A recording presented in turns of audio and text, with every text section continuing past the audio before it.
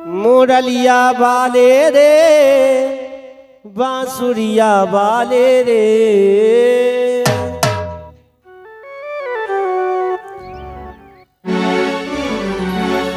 मुरलिया वाले रे बांसुरिया वाले रे, अब तो हो जा दिल कुर्बान हो, दिल कुर्बान, दिल कुर्बान हो, दिल कुर्बान, दिल कुर्बान, हाय कुर्बान कुर्बान कुर्बान, हाय कुर्बान कुर्बान, हाय कुर्बान हाय कुर्बान।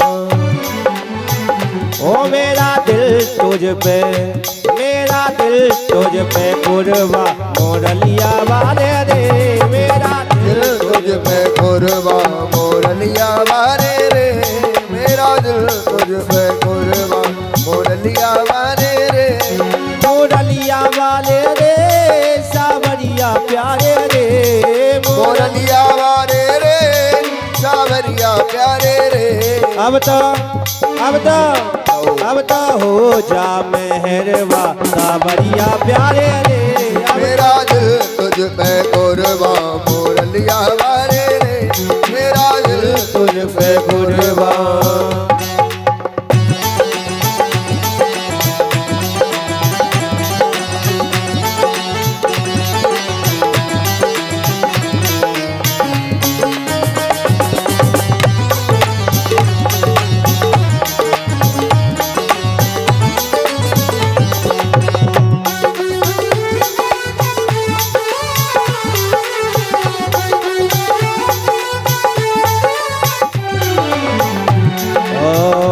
तो तेरा एक दीदार चाहूं, मैं तो तेरा एक दीदार चाहूं, दीवाना तेरा तेरा प्यार चाहूं, ओ दीवाना तेरा तेरा प्यार चाहूं, मैं तो तेरा एक दीदार चाहूं, दीवाना तेरा तेरा प्यार चाहूं, मुरलिया वाले रे सावरिया प्यारे रे, ओ मुरलिया वाले रे, सावरिया प्यारे रे, अब तो हो जा, जय हो, अब तो हो जा मेहरबा सावरिया प्यारे रे, मेरा दिल तुझ पे कुर्बान, मुरलिया वाले रे, मेरा दिल तुझ पे कुर्बान।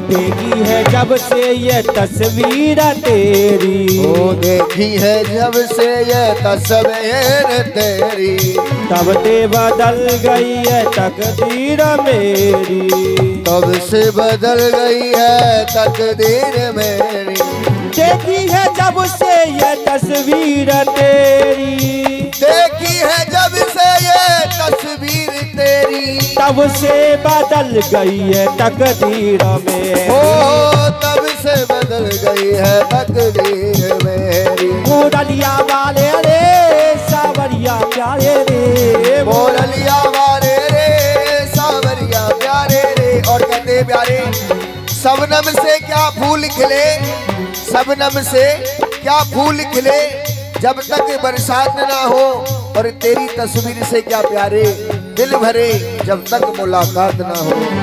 देखी है जब से ये तस्वीर तेरी, देखी है जब से ये तस्वीर तेरी, तब से बदल गई है तकदीर मेरी, तब से बदल गई है तकदीर मेरी, मुरलिया वाले रे सावरिया प्यारे रे,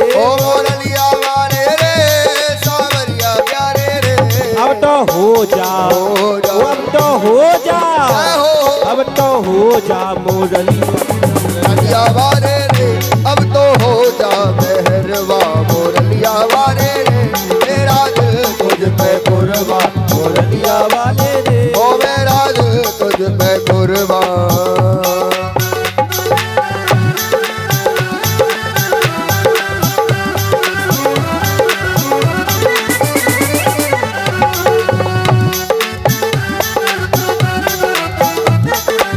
हरि बोल।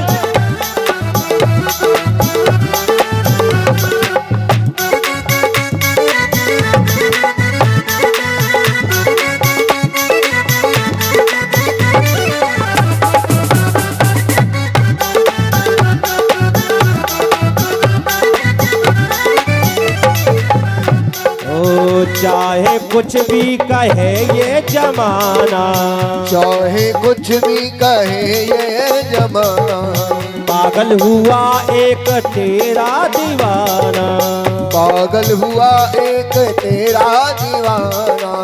चाहे कुछ भी कहे ये जमाना, चाहे कुछ भी कहे ये जमाना, पागल हुआ एक तेरा दीवाना। ओ पागल हुआ एक तेरा दीवाना।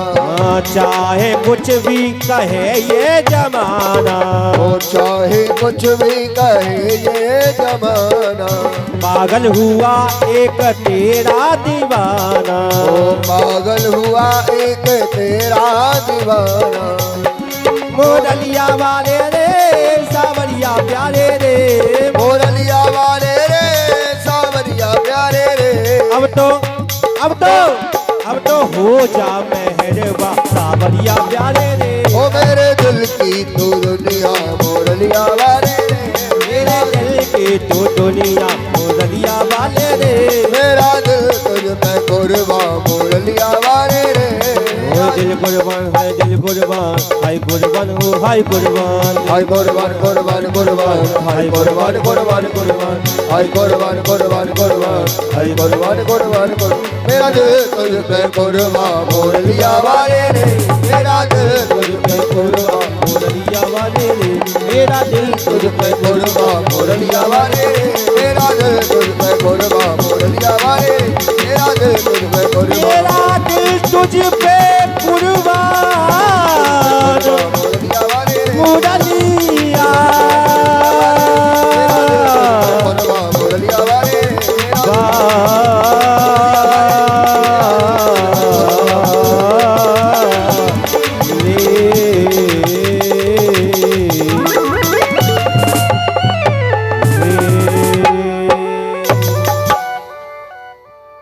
मेरे दिल की तू दुनिया मुरलिया वाले रे, मेरा दिल तुझ पे कुर्बान। सुखदेव जी कहते हैं राजन, सुखदेव जी कहते हैं राजन,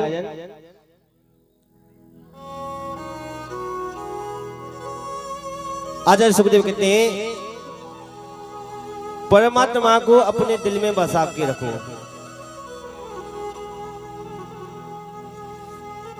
दिल में तुम्हें बसा के कर लूं मैं बंद आँखें, पूजा करूं तुम्हारी, पूजा करूं तुम्हारी। हे प्रभु, हे गोविंद, मैं तो बस आपको ही देखता रहूं, आपकी सुंदर छवि को, और इसको मन में बसा के रखूं।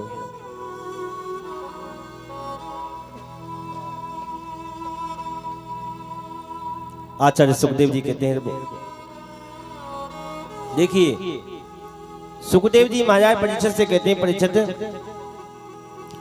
भगवान के पोते जो हैं अनुरुद्ध जी, भगवान के पोते अनुरुद्ध हैं, इनके दो विवाह हुए।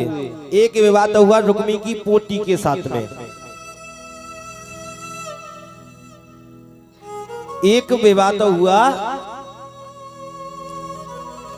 रुक्मी की पोती के साथ में हुआ और दूसरा विवाह हुआ बाणासुर की पुत्री ऊषा के संग में।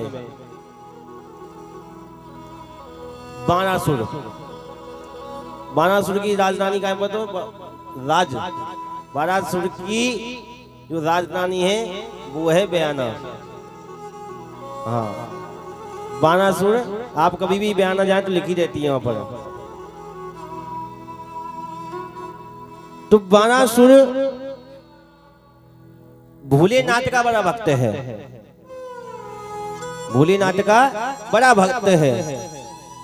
बाणासुर की पुत्री ऊषा ने प्रद्युमन नंदन प्रद्युमन के पुत्र को सपने में देख लिया, सपने में केवल। और महाराज सपने में देखने से ही ऐसा परिणाम हुआ कि अपनी सहेली चित्रलेखा को बुला लिया। चित्रलेखा बड़ी योगिनी थी, जो चित्र बना देगी उसी को ले आएगी, सामने प्रकट कर देगी। चित्रलेखा बड़ी योगिनी थी, उसने कहा ठीक है मैं रात्रि में जाऊंगी और सोते हुए कृष्ण के पौत्र को मैं लेकर के आऊंगी। महाराज ऐसा ही हुआ, अनिरुद्ध को चुरा करके ले आई। भगवान को नारद जी के द्वारा पता चल गया। अब तो महाराज बाणासुर और कृष्ण में युद्ध छिड़ गया। लेकिन बाणासुर कमजोर नहीं था, वो भोले बाबा का भक्त था। जब हारने लगा तो भोले बाबा को पुकार लिया, हे भोलेनाथ मेरी रक्षा करो, मेरी रक्षा करो। भोले तो ऐसे वरदान देते हैं तो उनको यही नहीं पता मैं वरदान दूंगा तो इसका परिणाम क्या होगा। भस्मासुर को वरदान दिया, भस्मासुर ने कही इसकी पहले इसका प्रैक्टिकल कर लूं। मैंने क्या करोगे, कहां पर करोगे, मैंने तुम पे ही करूंगा सबसे पहले। तो भोले बाबा को ही मारने के लिए दौड़ा। भोले बाबा के सिर पर हाथ रखने के लिए दौड़ पड़ा। भोले बाबा बोले भाई हम तो अच्छे फंसे, इसको वरदान दिया, इसने उल्टा हम पे ही प्रयोग करना चालू कर दिया। वो तो मेरे ठाकुर की, मेरे गोविंद की महिमा थी जो उसे उल्टा करवा दिया। मोहिनी का रूप बना करके ऐसा चक्कर चलाया, ऐसा नृत्य कराया, ऐसा डांस करायो कि उसको हाथ भस्मासुर को हाथ और भस्मासुर के ऊपर ही रखवा दियो। भगवान ने ऐसा स्टेप सिखाया, सीधो वहीं पहुंच गो ऊपर ही, ऐसा डांस सिखाया आपको।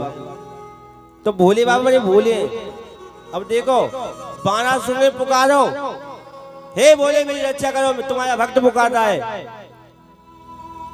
कन्हैया बोले है गई गड़बड़, अब हमें भोलेनाथ से लड़ना पड़ेगा। शंकर जी आ गए, शंकर और कन्हैया में युद्ध छिड़ेगो। महाराज शंकर और द्वारकाधीश में युद्ध छिड़ेगो। महाराज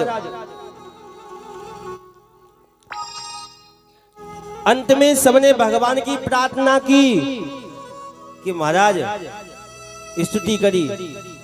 जब जाकर के महाराज अनिरुद्ध का विवाह ऊषा के संग में हुआ, बाणासुर की पुत्री का विवाह अनिरुद्ध जी से हुआ और द्वारका में आ गए। देखो एक बड़ी विचित्र बात है, भगवान के बेटा की उम्र है 50 वर्ष, बेटा की उम्र है 50 वर्ष और नाती की उम्र है 25 की। लेकिन तुम्हें पता है भगवान की उम्र कितने के? 15 वर्ष। ऐसा क्यों? उल्टो हैरो के नहीं, बाबा की उम्र होनी चाहिए कम से कम 100 वर्ष, और बाबा की उम्र 100 वर्ष तो नहीं, बाबा की उम्र 15 वर्ष। ऐसा क्यों? देखिए ध्यान दीजिए।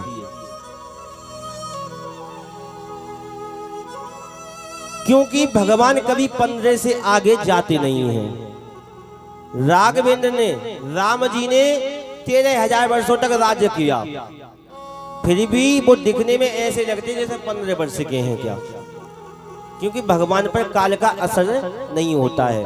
हम कितनी को चमनप्रास खावे, कितनी को कछु खावे, लेकिन बुढ़ापा तो आन होई है, बुढ़ापा आवे कोई, लेकिन परमात्मा पे कभी कोई काल को प्रभाव ना हुए। सुखदेव जी कहते हैं राजन, इसी को फायदा उठाया एक आदमी ने, इसी का फायदा उठाया एक इंसान ने, जिसका नाम है पौंड्रक।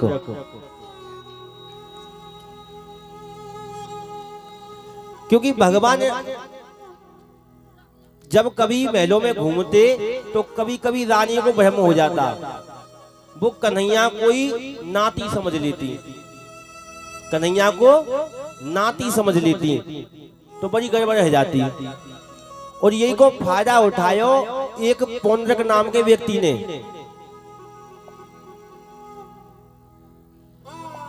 पौंड्रक नाम के व्यक्ति ने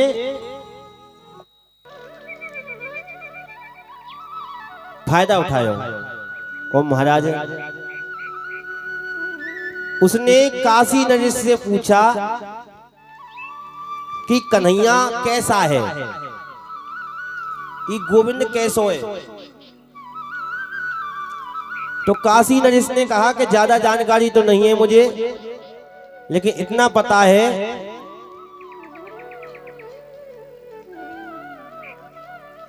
कि उसके 4 हाथ हैं, उसके पास में एक गरुड़ है, उसके पास एक सुंदर रथ है। पौंड्रक बोला यदि मैं 4 हाथ लगा लूं हैं तो दुनिया मुझे भगवान नहीं मानेगी? जरूर मानेगी। पौंड्रक ने 2 हाथ लगा लिए लकड़ी के, महाराज पीतल का सुदर्शन चक्र ले लिया, मृग कस्तूरी शरीर पर घिसलई, कारो कारो है गो। अपना नाम उसने रख दिया पौंड्रक वासुदेवाय। क्या रख दियो? पौंड्रक वासुदेवाय। और तुम्हें पता है आज के जमाने में व्यक्ति ज्ञान को ना भगे, आज के जमाने में व्यक्ति चमत्कार को भगे। देखो आदमी मनुष्य का संकट तो उसका कर्म ही दूर कर सकता है। ध्यान कर लो एक बात, आज याद ध्यान कर लियो कि तुम कितने कहू बाबा जी के चक्कर लगा लो कि हमारे कष्ट दूर कर दो, संतन के चक्कर लगा लो, लेकिन संत के दर्शन से तो चलो दूर हो जाएंगे मात्र से, लेकिन तुम संतन के पास में जाके कहें प्रभु हम पर दुख आएगो, कष्ट आएगो, बड़ी गरीबी आ गई है, हमें दूर कर दो, तो वो नहीं कर सकते हैं। अब हम क्यों जाते हैं संतों के पास और महात्माओं के पास कि कोई ताबीज गंदा कर दो महाराज, हमारी नौकरी लग जाए, वो हो जाए। देखो संतों के से तो केवल ज्ञान ले लो, संतों से केवल ज्ञान ले लो, लेकिन आजकल आदमी भाई के पीछे भगो जो चमत्कार दिखा रोगा है, जादू टोना कर रोगा है, लेकिन अपने कर्मण्य नहीं सुधार रहे हैं। कोई अपने कर्मण्य देखता है? बात तो सच्ची है, अगर बुरी लग रही हो तो बताइए। हम दुख क्यों पा रहे हैं, इसका मैं पीछे की तरफ देखना चाहिए कि हमने कैसे कर्म करे, और हम कर्मों को सुधार के चलेंगे तो भैया कोई कछु ना बिगाड़ सके, कोई तुम्हें मार ना सके। और ये कहते हैं तुम्हें मार देंगे तुम्हारे कर्म, तुम्हें मार के क्यों बिगाड़े धर्म। भैया कोई काऊ ना मारे, कोई किसी को कष्ट नहीं देता है। अपने कर्म ने सुधारो, अच्छे रास्ता पर चलो, देवालयों में जाओ, दर्शन करो, बिच्छुओं को भोजन कराओ, काऊ को भैया धन मत हड़पो, हाँ और भैया हड़प लियो तो मुँह माफ कर दिए, पंडित जी ने नहीं हड़पने की कोशिश करें। हाँ भैया मैं तो कहवे की सच्चाई कहवे को काम है, धर्म पे की बात नहीं कहूँगा। देखो बात जो कहता हूँ जो मैं ग्रहण कर दूं, मैं ग्रहण कर दूं। मैं कहूँ कि तुम माल मत हड़पो भैया, और पंडित जी कोई हड़प रहे हो तो खाकर हो जाए, तो पहले मैं अपने ऊपर इस प्रयोग को करता हूँ, तो वही बात मैं दूसरों से कहता हूँ। ठीक है, जो तुम्हें मिल रहा है उसे ग्रहण करो, किसी से ऐसी बात मत करो जो बात बुरी लगे, जो हम अपने पेट पे हाथ फेरे। कहने का भाव यही है, अपने कर्मों को शुद्ध कीजिए, वो कर्मों को शुद्ध रखोगे तो आपको कहीं भटकने की जरूरत नहीं है। ठीक है, गोविंद का नाम लेने से, गोविंद के नाम में इतनी सामर्थ्य है कि आपको कहीं भागने की जरूरत नहीं है, वो संकट दूर कर देगा। कृष्णाय वासुदेवा हरे परमात्मने प्रतिकलेश नाशाय गोविंदाय नमो नमः, इतनी शक्ति है, ना का ताबीज की जरूरत ना काओगी। फिर भी हम भाग रहे हैं, क्यों? क्योंकि हम अपने कर्मों को नहीं सुधार रहे हैं। कर्म प्रदान विश्व रच राखा, जैसो करेंगे भैया वैसो मिलेगा। एक सेठ जी भोले बाबा के मंदिर में चले गए,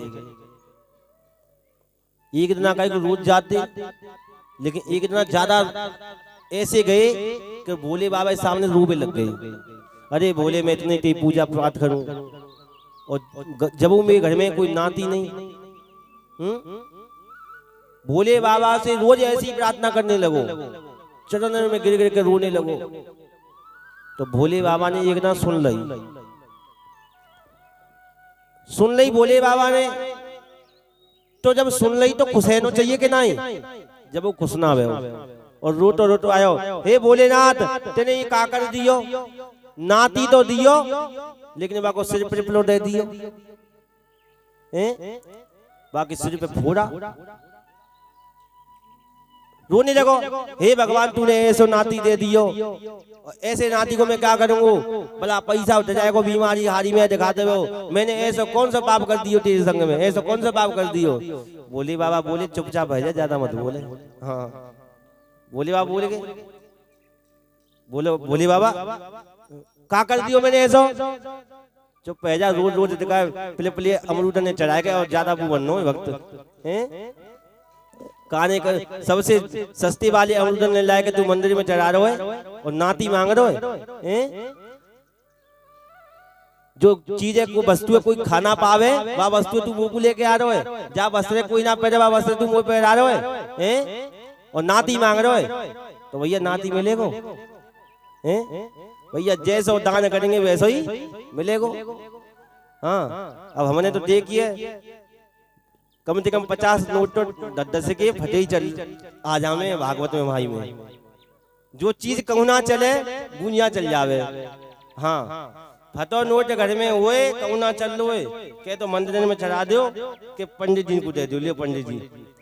हाँ अब पंडित जी मार तो मार देंगे, अब हमने तो दान कर दियो, जो तो कछु मिल ही जाएगा। तो भैया मत करो ऐसे दान, कोई जरूरत नहीं, कम करो थोड़ा करो, 1 रुपये हो भाई ले आओ, यही अच्छा है, लेकिन बढ़िया करो जिससे आगे चल के तुम्हें मिले। इसीलिए कहते हैं पहले अपनी व्यवस्था को सुधारो।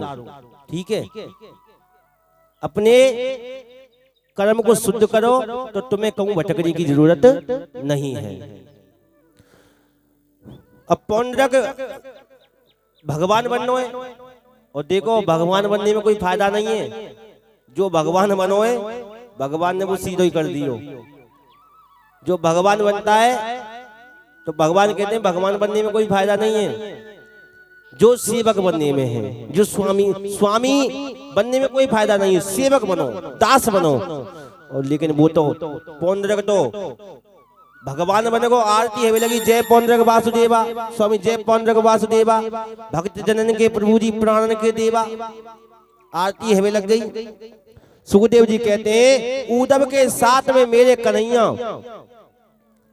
पधारे, और उस पौंड्रक का उद्धार किया, उस पौंड्रक का उद्धार किया। सुखदेव जी कहते हैं राजन, भगवान बनने में कोई फायदा नहीं है। इसलिए देखो, जितना छोटा बन के रहोगे उसमें फायदा है। तिनका पानी में डूबता नहीं है, वो किनारे से आ ही जाता है। बाढ़ आ जाए तो तिनका किनारे से आ जाता है, लेकिन जो ऐठ में बनना, जैसे पत्थर मानो शिला, तो बाय डूबनो ही पड़तो है। जैसे मानो कि एक पत्थर तो मंदिर में पुजरो है और एक पत्थर कहाँ लग रहा है, द्वार पे, बैठक में, कैसे मालूम। लेकिन द्वार पे चप्पल उतारी जा रही है और भीतर पूजे जा रहे हैं, लेकिन दोनों पत्थर है, दोनों पत्थर हैं। लेकिन एक का भाव देखो, दूसरे का भाव देखो। जो अकड़ में रहता है उसे किसी दिन टूट के नाली और उनमें ही लगता पड़ता है। क्यों? और जो अकड़ में रहता है वो उल्टा सीधा टूटता है तो वो नाली और उनमें लगता है। और जो सहनशील रहता है, जहां से उसको तोड़ा वहीं से टूट गया, तो वो उसको अच्छी जगह लगाया जाता है। कहने का भाव यह है कि व्यक्ति को सहनशीलता और धैर्य से कार्य करना चाहिए, अपने कर्मों के अनुसार हमें मिलता है। इसीलिए अपने कर्मों को ये देखें टटोल करके कि कहीं कोई गलती नहीं बनी है। अन्यथा किसी के पास जादू तो नागू मत जामे, जाओगे तुम जादू तो नागू, लेकिन तुम आप पटपड़ी हो जाएगो। हाँ, ये जो जादू तो ना करने वाले हो ये अच्छो ना करेगा वो, ये अच्छो कर ले तो अपने घर में ही माल भर ले में, तुम्हारे घर को कहीं करे। जो अपने घर है तो अपनो घर तो बेंगल लो है।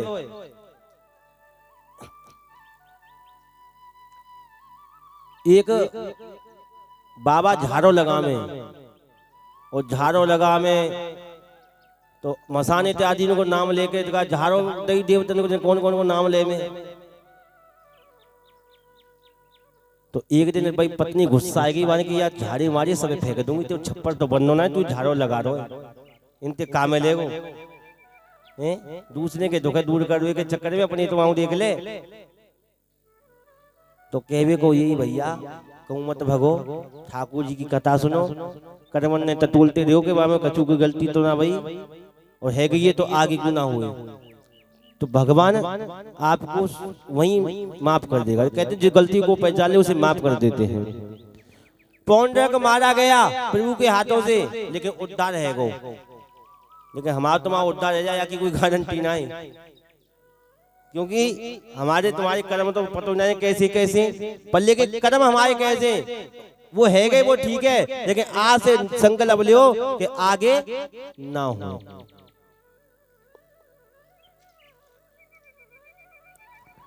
सुखदेव जी कहते हैं राजन,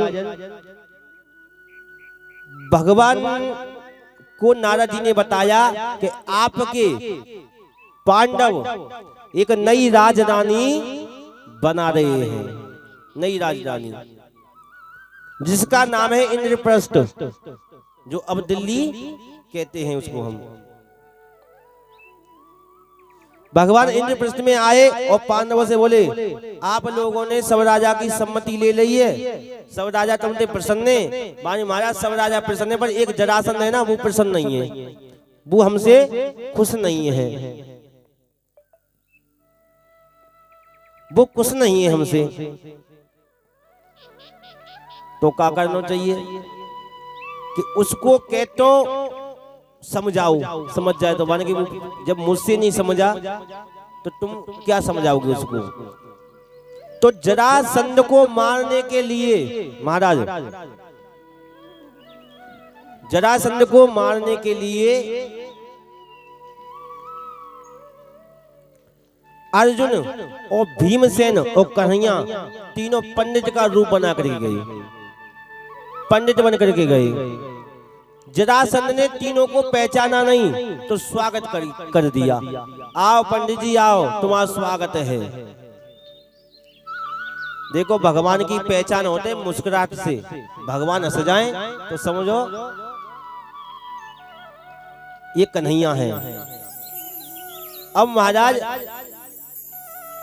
जरासंध के सामने कन्हैया मुस्कुरा गए तो जरासंध बोला, अरे महाराज मैंने आपको कहीं देखा है।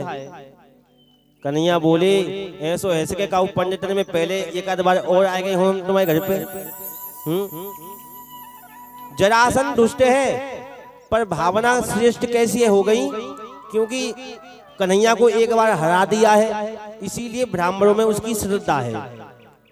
भगत भक्त तो कछू ना है काऊ को, लेकिन श्रद्धा है थोड़ी सी, ऐसी भावना है उसकी कि वो ब्राह्मणों को दान देता है। और इसी का फायदा उठा लिया हमारे कन्हैया ने।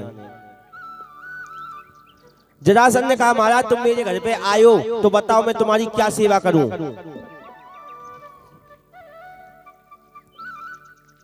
आप ब्राह्मण आए हो मेरे घर पे तो बताओ मैं आपकी क्या सेवा करूं। कन्हैया बोले, बहुत अच्छी बात है, ये तो हमें पहचानो नहीं कि हम कौन है, तो या तो क्यों ना कछु मांग लो जाए। कृष्ण बोले, पहले त्रिबच्चा भर लो, त्रिबच्चा भर लो, पहले संकल्प करा दो कि जो मांगेंगे वही दूंगा मैं। जरासंध ने संकल्प करा लियो और जैसी संकल्प करायो मेरे प्रभु ने क्या मांगा। युद्धम नोधै राजेंद्र द्वंद्वसो यदि मन्यस्य योद्धार्थिनो व्ययं प्राप्त राजन्यनान कच्छिण। अरे महाराज,